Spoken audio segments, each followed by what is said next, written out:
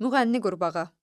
Balaca bir kəndin yaxınlığındakı gölməçədə qeyri-adi bir qurbağa yaşayırdı. Onun çox gözəl səsi var idi. Hər axşam oxuduğu mahnılar bütün kəndə yayılır, hər kəs onu böyük maraqla dinləməyə gəlirdi. Buna görə də hamı ona müğənni qurbağa deyirdi. Bir axşam onun gözəl səsini uzaqdan eşidən məşhur bir bəstəkar kəndə gəldi.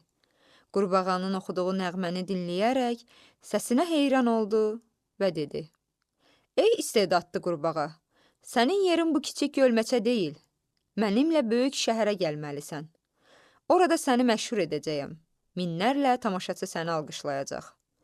Müğənni qurbağa başını aşağı salıb bir müddət susdu və sonra sakit səslə cavab verdi: "Mənə bu səsi verən doğulduğum gölməçədir.